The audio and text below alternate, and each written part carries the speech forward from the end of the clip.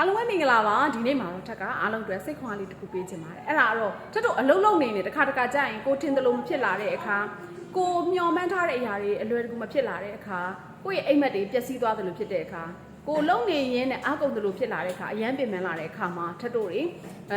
နားလိုက်ဖို့ဆုံးဖြတ်လိုက်ကြတယ်တခုခုကိုစပြီးတော့စွန့်စားပြီးလုပ်တဲ့အချိန်မှာမအောင်မြင်ဘူးဆိုလို့ရှိရင်ရှစ်ဆက်မသွားတော့ဘဲနဲ့ဒီနေရာကနေပဲရပ်တန့်လိုက်ကြတဲ့လူတွေအများကြီးပဲရှိတယ်အဲ့တော့အဲ့လိုမျိုးကိုကထပ်ပြောတဲ့အခြေအနေတွေနဲ့ကြုံနေပြီဆိုလို့ရှိရင်ထပ်တို့ဒီ comfort zone ထဲမှာနေလို့လုံးဝမရတော့ဘူးအဲ့တော့ထပ်ပြီးတော့တခုခုကိုယ့်အိမ်မှာကွာအသုံးစိတ်က10သိန်းလောက်ဖြစ်နေတယ်ကိုယ့်ရဲ့ရှာတဲ့ပတ်စံ9သိန်းလောက်ပဲဖြစ်နေတယ်ဒါဆိုရင် comfort zone ထဲမှာနေရင်နေနေတဲ့အချိန်တိုလေးမှာဘာမှမဖြစ်ပေမဲ့အချိန်ကြာလာတဲ့အခါမှာထပ်တို့ဘာဖြစ်လာလဲဆိုတော့ကိုယ့်အတွက်အခက်ခဲတွေအများကြီးဖြစ်လာစေတယ်ပေါ့နော်အဲ့ဒါကြောင့်မို့ထက်အနေနဲ့ပြပြချင်တာကကိုဒီလုံနေရင်းနဲ့အစမပြေတာခက်ခဲတာတကယ်ကိုပဲလမ်းပြောင်းနေတာပိတ်မိနေတာဒီလိုမျိုးတွေဖြစ်ပြီးဟစ်ဆိုလို့ရှိရင်ထက်တို့တွေနောက်တစ်ဆင့် comfort zone ကထွက်တဲ့အပြင်ကိုငါဘာကြောင့်ဒါကလုတ်ကိုလုတ်ရမှာလဲလူတိုင်းကကိုယ့်အကြောင်းတရားနဲ့ကိုရှိကြတယ်မဖြစ်မနေလုတ်ကိုလုတ်ရမှာ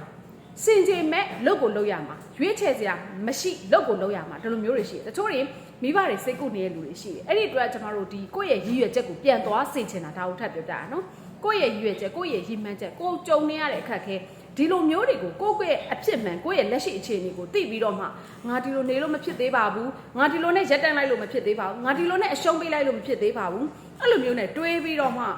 ငါဒီကြောင်းနဲ့ကြောင်းရှေ့ဆက်ရမယ်ဥပမာသားသမီးပညာရေးတွေရှိမယ်ပြီးရင်ကိုယ့်ရဲ့မိသားစုစာဝတ်နေရေးရှိမယ်ဥပမာမိဘတွေနေမကောင်းလို့မကြမ်းမာလို့ဆေးတွေပုံမှန်ကုနေရတဲ့သူတွေလည်းရှိနိုင်တယ်အဲ့တော့ဘာကြောင့်မဖြစ်ဖြစ်ကျမတို့ငွေရှာတယ်ဆိုတာအကြောင်းရင်းရှိလို့ရှာတာလေငွေအရင်ပေါ်ကျွေသွားပြီးစက်သက်စာစားမကုန်ဘူးဆိုကျမတို့ငွေရှာစရာအကြောင်းမရှိတော့ဘူးအဲ့တော့ပြောချင်တာကကျမတို့တစ်ခါကြာရင်လူတိုင်းဖြစ်တတ်ပါတယ်လူတိုင်းဖြစ်တယ်နော်ဘယ်သူမှဆိုဖြစ်နိုင်တယ်အရန်ချမ်းသာကြော်ရတဲ့လူလည်းဖြစ်နိုင်တယ်တအားကြီးကိုပင်ပန်းလာတာတအားကြီးကိုပဲကိုယ့်ရဲ့ဘဝမှာရှေ့ဆက်သွားရဖို့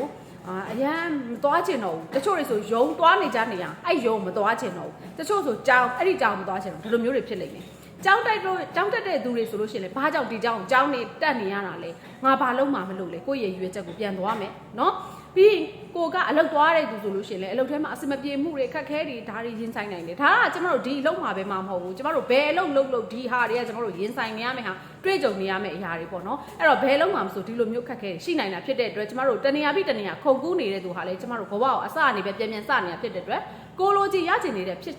ဒီငွေအမောက်တွေလစာတွေဓာတ်တွေဖြစ်လာမှာမဟုတ်ဘူးအစအနေပြန်စနေရလို့အဲ့တော့ကျမအနေနဲ့ပြောပြချင်တာကကျမတို့ဘလောက်ခက်ခဲကျမတို့ဘာကြောင့်လှုပ်နေရလဲမိဘအတွက်လားကိုယ့်အတွက်လားသားသမီးအတွက်လားဒီလိုမျိုးတွေပြန်စဉ်းစားပြီးတော့မှ stress zone လို့ခေါ်တယ်ကိုနေရာချက်ပြီးတော့မှကိုတွန်းအားနဲ့အတူအလုပ်တွေလုပ်ကြရ